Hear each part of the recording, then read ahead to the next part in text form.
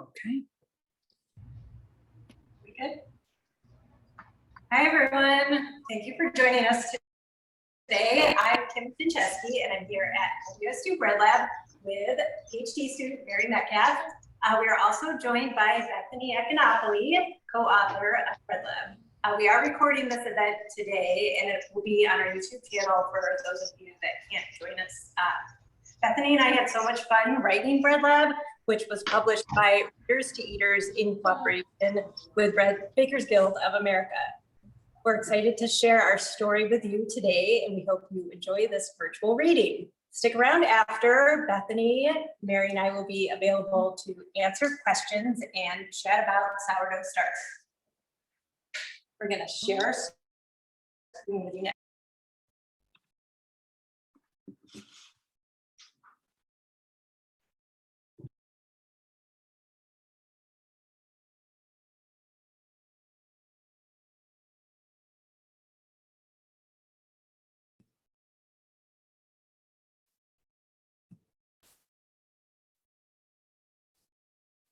It was a sleepy Saturday morning for some people, but Iris had to wake up early. All of her pets were hungry, and animals never sleep in on weekends.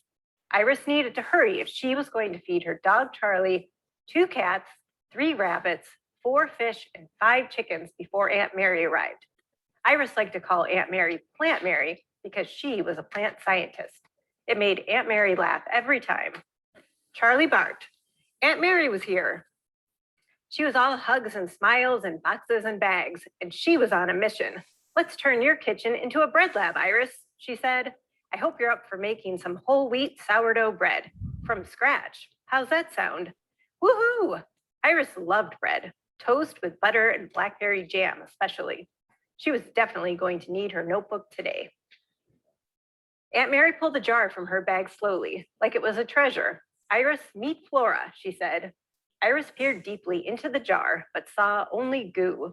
She's my starter, Aunt Mary explained. To make bread, you need a starter to start the process.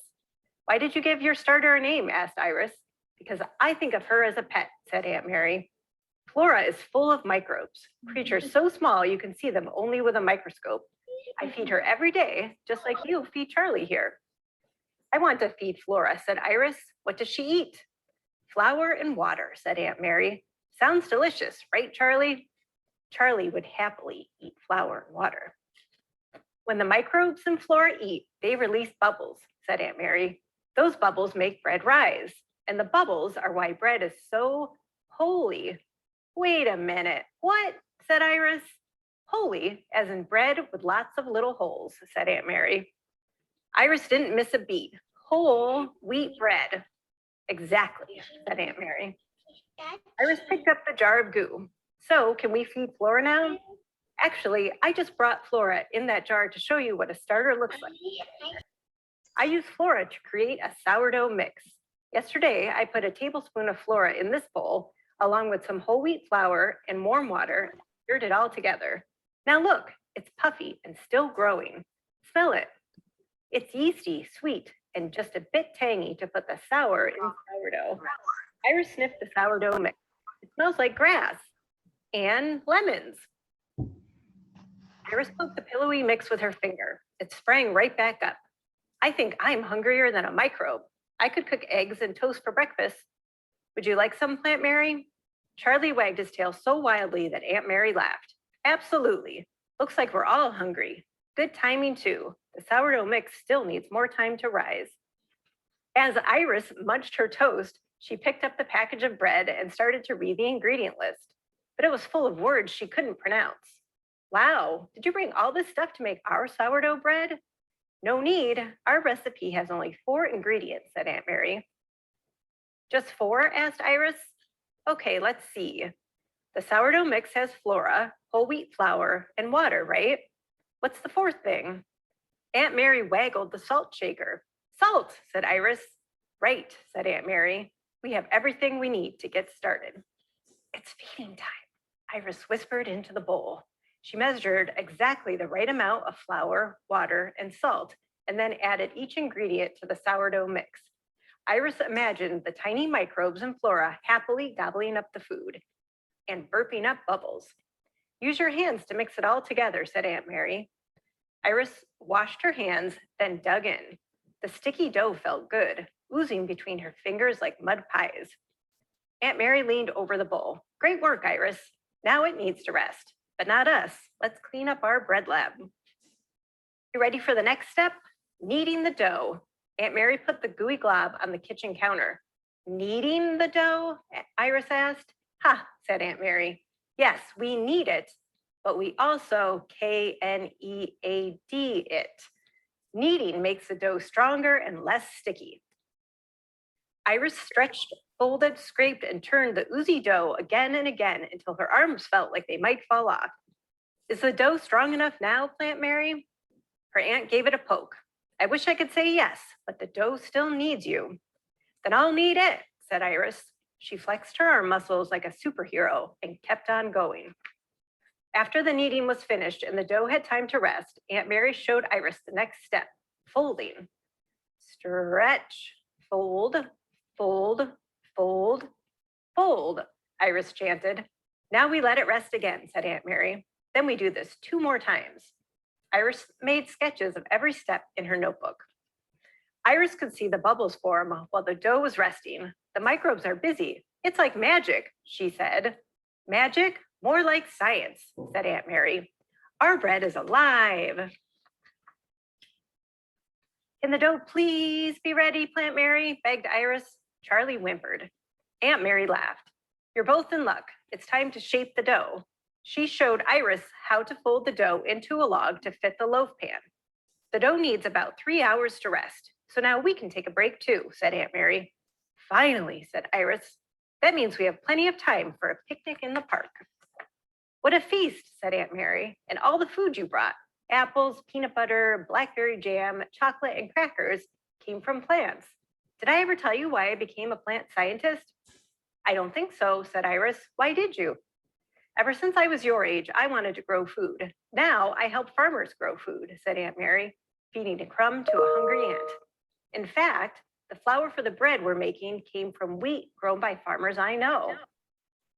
I never knew plant science had anything to do with food, said Iris. No one thought about plants more than Aunt Mary did. Iris loved that about her.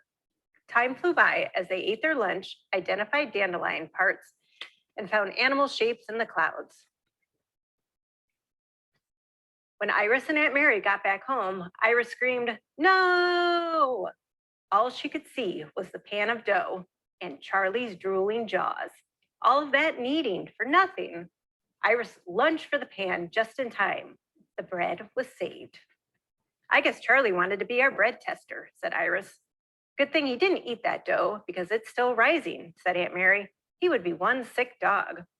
Iris imagined Charlie swelling up like a hot air balloon and floating away. Let's get this dough into the oven, said Aunt Mary. Iris thought the smell of baking bread was the best smell in the world. Finally, Aunt Mary opened the oven door. It's ready. She took the loaf pan out to cool. Iris could hear the crust crackle and pop. It even sounds delicious, she said. Charlie barked. Iris's parents were back. Mom, Dad, we turned the kitchen into a bread lab, said Iris. She held up the loaf like a trophy. Who wants to try our special home-baked whole wheat sourdough bread? Everyone did, of course, especially Charlie.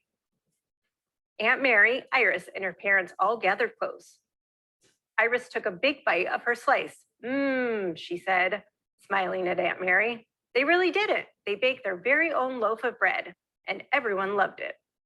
Charlie liked his crunchy bit of crust too, but he was easy to impress. Iris opened her notebook and wrote, Our bread tastes nutty, sweet, and a little bit tart. Aunt Mary leaned over to see her notes. Hey, that's a pretty good description of you, Iris, she said. And you too, said Iris. Iris couldn't wait to bake with Aunt Mary again. It was a good day in the bread lab. Charlie thought so too.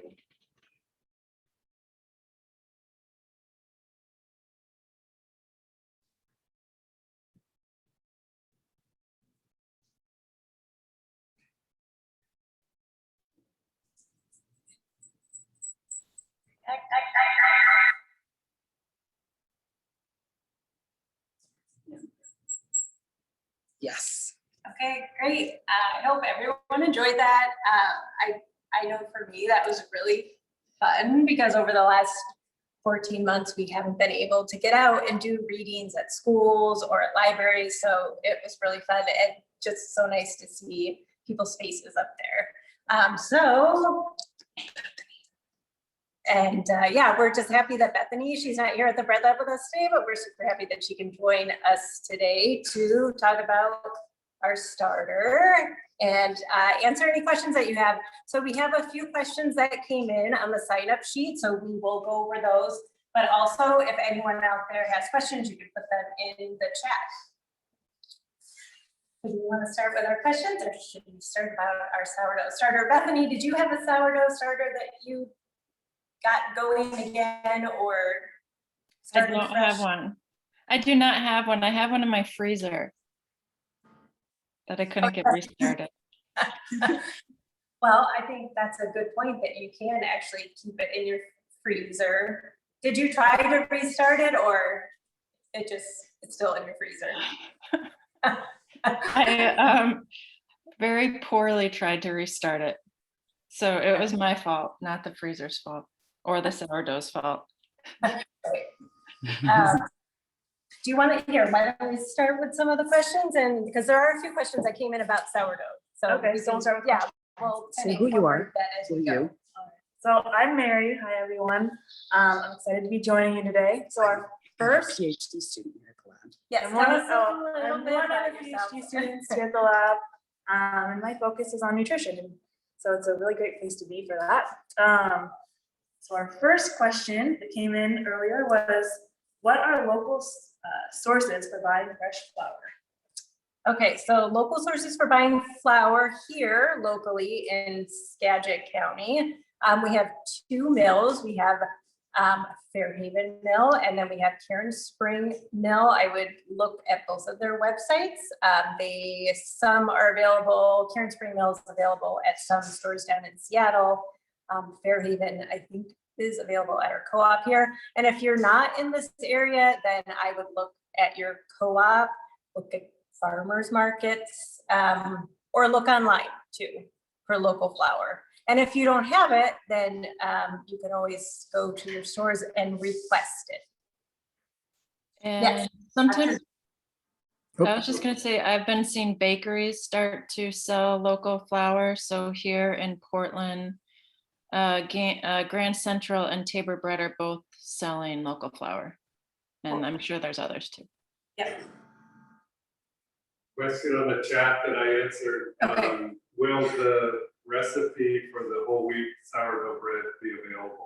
How do they get access to it? Sure, yeah, so there is a recipe in the back of the book. If you don't have the book, you can go to our website. We currently have a formula for something that we call the approachable loaf, which is also a whole wheat sandwich style bread. It's a little bit different. It has yeast and sourdough starter, but we can add, we don't currently have this one on there, but we can go ahead and we'll add it. We do have that one. Oh, we do? Yes, Okay, it's on our website. Yeah. breadlab.wsu.edu. yes. And there's also a video Oh of you yeah, making I one. did. I made a little video of it, so it's fun. If you want a little hands-on interactive thing to watch on the YouTube page. Okay. All right. So ready for our Yeah. second question? Question number 2. So what other grains or seeds can be added and used in bread making successfully? So if you're gonna make bread, I think anything that contains gluten, you can really use anything. You can use barley, you can use wheat. See them? Up to 10%, up to 10%. Rye. Up to 10%. Rye. We bake a lot with rye. You can do 100% rye. That is often a little bit more challenging to bake with, but almost everything we bake, we put rye in, and that includes cookies and pancakes and scones. So here at the lab, we work mostly with wheat, barley, rye, and buckwheat. Buckwheat is gluten-free, so that's a little bit of a different. Yes. How long did the entire process take, and where were Iris's parents during the baking? Iris's parents were out enjoying the day for the two of them, and the whole process took about 6 hours, I believe. Yeah, so there is a lot of downtime, which during the story, that's when they went to the park, and that's when they had lunch. Can you tell us who was the inspiration for the story? Was anybody an inspiration, or did? I think Steve was. I was gonna say, yeah, for sure. Dr. Steve Jones was the original inspiration for this story. That's how we got connected with our publishers, Readers to Eaters. And then I think Bethany was the inspiration for Plant Mary. Right. A long stretch inspiration. Since I am not as good at making bread and sourdough as Plant Mary is.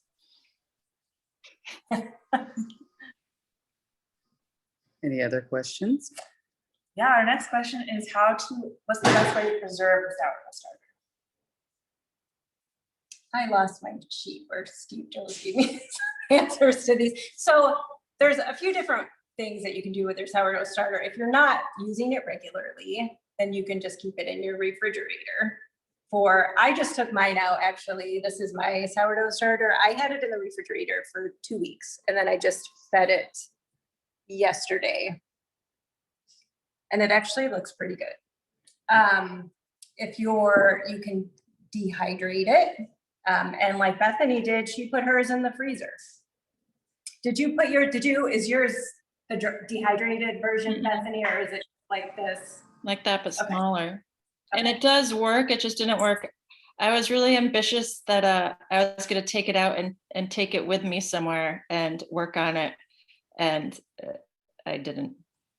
So that's my fault.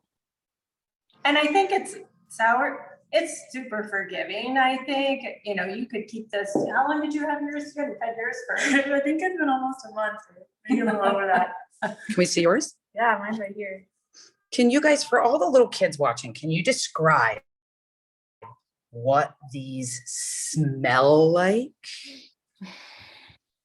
Mine is very, I would say, tangy, and not to just be copying what Iris said, but grassy.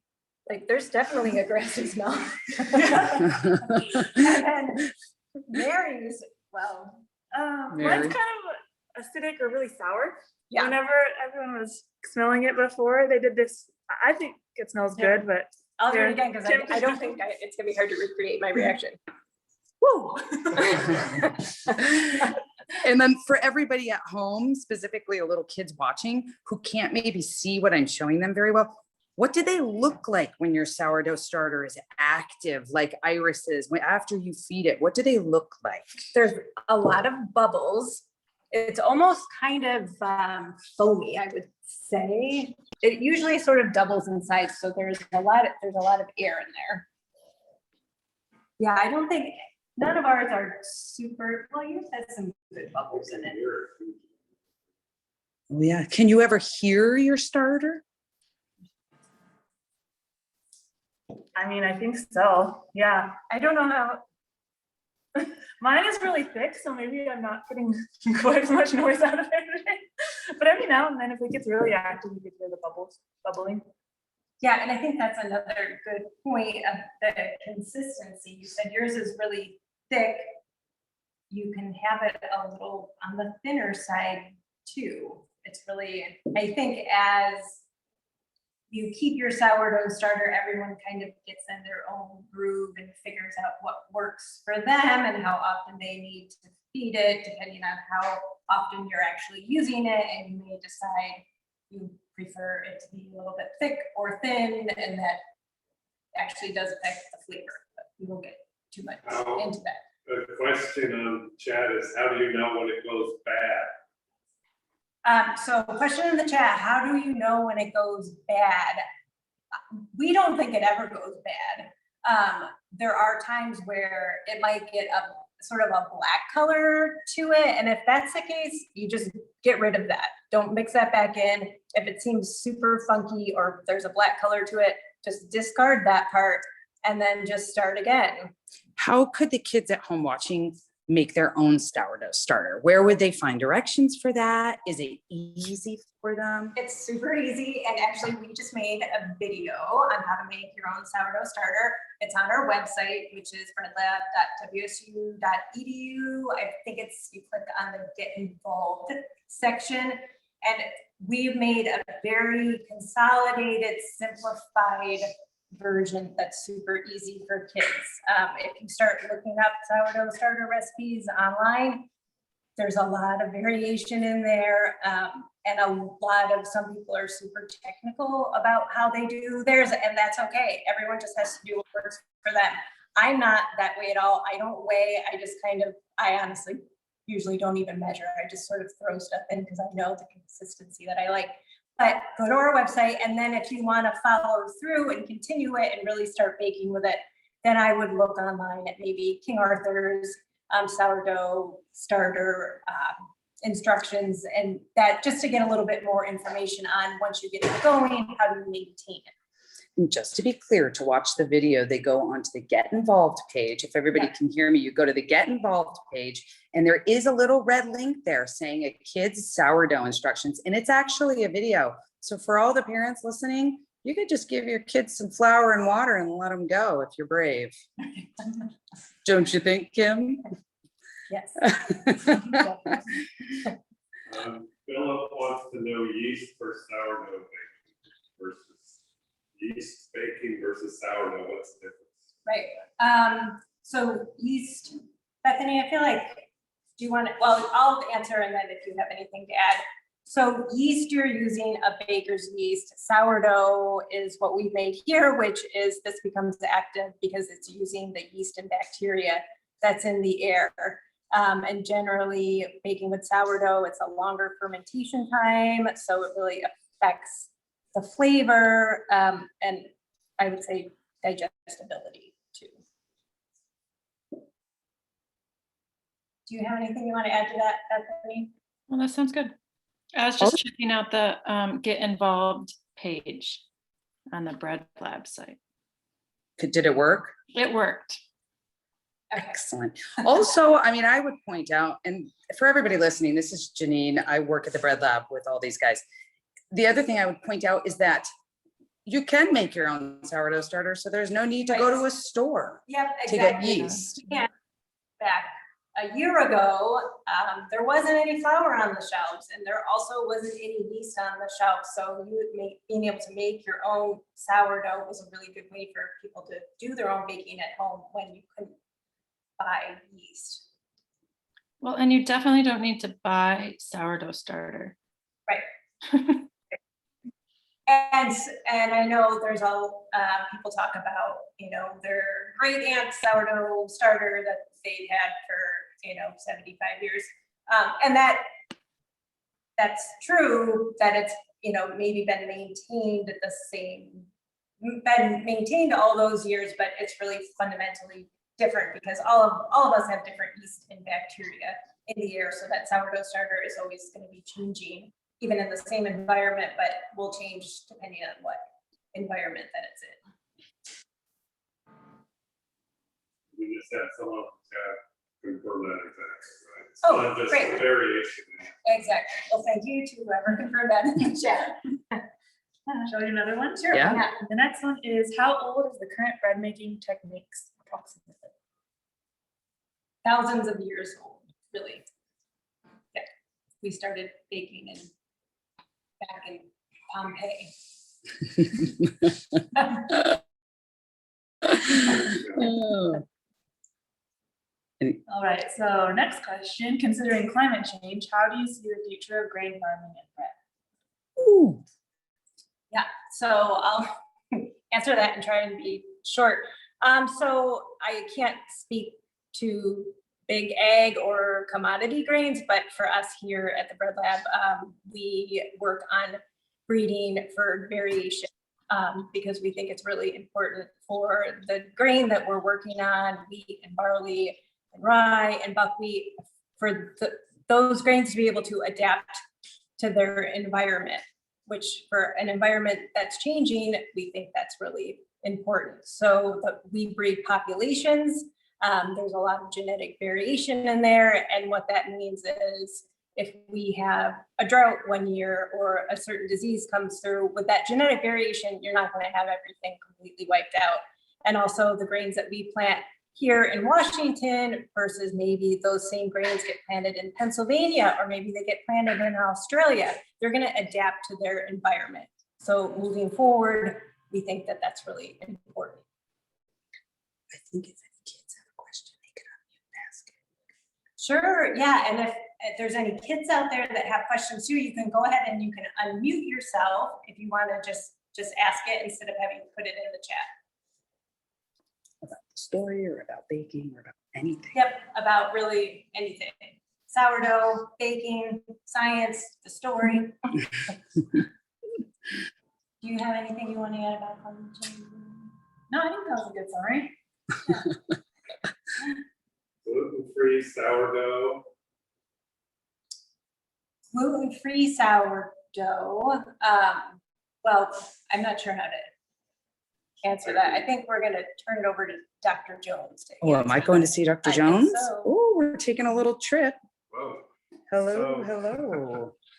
So sourdough is basically a fermentation process with yeast and bacteria. So you can do that with most any grain or a lot of things that are non-grain. So you can. The variation comes into, can you make a risen bread out of it? Probably not, right? So you can experiment with different sours and then include them in different things. Like injera is a Ethiopian sort of flat bread. It's fermented, made from teff, and it kind of expands. So yes, there are versions of it. Thank you, Dr. Jones. This just got interesting. Okay. Should the kids feel free to ask Dr. Jones any questions they want? If they wish. I've got a few. Mary, back to you. Okay, our next question. We're just getting warmed up here, people. So I guess we kind of touched on this, maybe not this specific aspect of the question. Okay. So question about baker's yeast. If you mix your sourdough starter with baker's yeast to bake bread, will it make bread less digestible? That's a great question. Yeah. Maybe Bethany. I've thought about this a lot because I visited a bakery in New York City, and I'm not going to name it, but they made this really delicious whole wheat sourdough. But when talking to the baker, he adds a touch of commercial yeast into it. And so I've thought about doing that. And I think it probably depends how much you're putting in, how much yeast compared to how much of your sourdough. And if your commercial yeast is just going to completely overwhelm the activity of your sourdough or not, and how acidic your sourdough ends up getting. And I think time is really important too. We always say that here at the lab, that time is a really important ingredient. So adding the commercial yeast is going to speed up your process. So it's going to decrease the amount of time that your sourdough is able to work on the flour. So that's why it depends how much, also depends how much you put in. And I think that's the time factor too, is why I think it makes it easier for people to think about baking sometimes when they're using yeast versus sourdough, because it is a shorter period of time. It's faster. And I mean, it probably really depends too how important it is digestibility.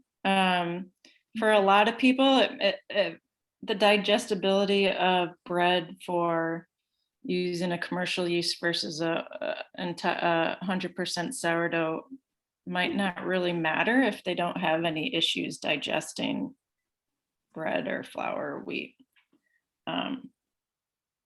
Yeah. And I think it's fair to say too, there's a lot of different levels for people as far as gluten intolerance, gluten sensitivity, celiac, those are all very different. So someone that just has sensitivity, gluten sensitivity may be able to digest a bread that has a longer fermentation that's strictly made with sourdough more easily. And I mean, I haven't looked at literature in at least 5 years, no, at least 3 years on this, but last I knew there wasn't any really conclusive evidence that in general, using a sourdough is going to allow people who are gluten intolerant or sensitive to eat bread. So just you all at the lab might be more up to date on me than that, but it will break down the very large gluten proteins to make it easier to digest. But I didn't know it was a cure-all solution for people who have celiac disease or gluten intolerance. I didn't think that was the case. Okay. All right, Our next question? Yep. Okay, so this one, I think there's multiple ways you could interpret this question. So hopefully we interpret it the way it was originally asked, or maybe it'll just be a cool answer either way. Anyways, so what's the difference between this versus using 100% sourdough starter to bake bread? Right, and I think we read that different. I read that as, could you or would you bake just using your sourdough starter? Like throw this in a loaf pan and try to bake it. I'm not sure if the person that asked that question, if that's what they intended. If that was the case, I would say you wouldn't want to do that for a couple different reasons. One, because it wouldn't work because there's not really any gluten strength in the sourdough starter. But say it did work, I think the flavor would be interesting and maybe not a good way. Sounds like a job for the bread lab. Yes. So, and then You could start by trying to make some pancakes with it right, yeah. instead of like going through the long process of trying to make a loaf of bread with it. See how that does. Do any of you have a favorite thing besides bread to eat with your sourdough starters, to use your sourdough starters with? Waffles.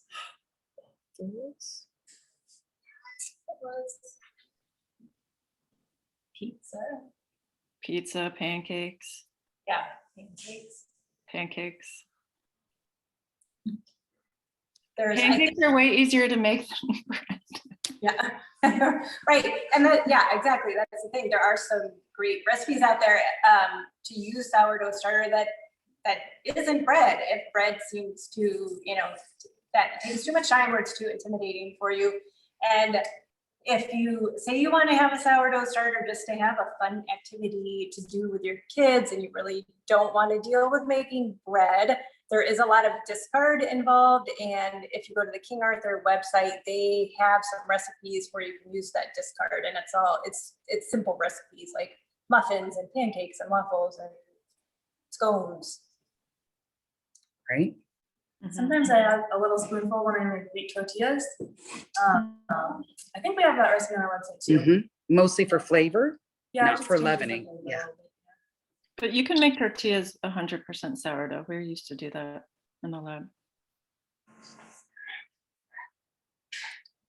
We are almost to the end of our questions that came in on the sign up sheet. So I don't know, last chance, I guess, if there's any kids out there that want to ask a question. we can Or do if that they now. just want to tell us anything interesting about the kind of breads that they like to eat and Right. make at home.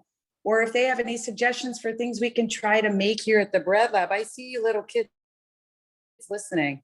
Speak up. Now's your chance. We've lost them. we We lost them in at. talking about digestibility. Yeah, we lost them at digestibility. totally cool. We see you guys. Let's see though, what maybe we can prompt. What about pancakes? Are there any Trini, who like sourdough pancakes? No? I can't see everyone, but Can't either. No pancakes? no, What they about like waffles? Or pizza? My son loves pancakes. sourdough cinnamon buns. Cinnamon when we buns. talk about cinnamon rolls, yeah, that's really good with I sourdough. see some heads nodding right there. I do too. We got them. They can hear Yeah. us. See you. Thank you. Oh, popovers, nice. Popovers. I think that is just experiment with whatever. Yes, exactly. It's all about just having fun and kind of knowing that not everything doesn't have to be perfect. We certainly here at the lab have things that, as I said earlier, come out kind of interesting. And yeah, just have fun with it. And the sourdough starter is just, it's great to bake with, but it's also a really fun experiment to do at home with your kids. Cider donuts. Yeah, Donuts. Oh, we've got some work to do. yeah, I actually said a couple of weeks ago that we needed to have a donut day here at the lab. Yeah, I think just put it whatever. Right? Yep. I think, so if we don't have any more questions, I think we're gonna wrap it up for today. Thank everyone so much for joining us today. Thanks, Bethany, for. Thank you. I wish I was there. Us too. Okay, thanks everyone. Bye.